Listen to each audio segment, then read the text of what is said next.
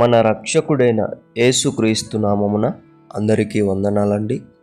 ఈరోజు దేవుని మాటలు యెషయా గ్రంథము 40వ అధ్యాయం 29వ వచనం. సొమ్మసిల్లిన వారికి బలమిచ్చువాడు ఆయనే, శక్తిహీనులకు బలాభివృద్ధి కలగజేయువాడు ఆయనే.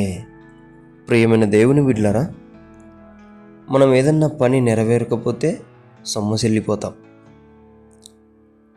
మనము దేవునికి ప్రార్థించిన వెంటనే జవాబు రాకపోతే సొమ్మసిల్లిపోతాం. మన అనారోగ్యం బాగవ్వకపోతే సొమ్మసిల్లిపోతాం.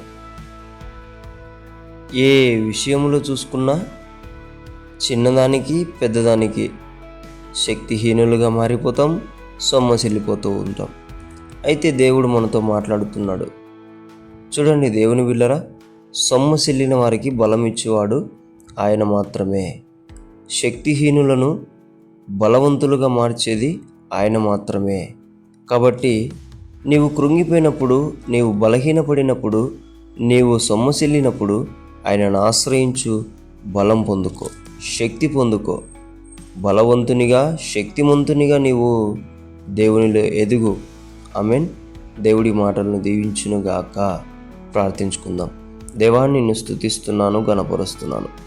నీ బిడ్డలు ప్రతిదానికి సొమ్మసిల్లిన పరిస్థితులలో శక్తిహీనులుగా మిగిలిపోయే వాళ్ళు ఎంతోమంది. అయితే నీ మాట సెలవిస్తుంది, నీవు బలమిచ్చేవాడవని, నీవు శక్తినిచ్చేవాడవని. నీ బిడ్డలను బలముతో, శక్తితో నింపమని యేసు నామములో అడుగుతున్నాం తండ్రి. ఆమేన్.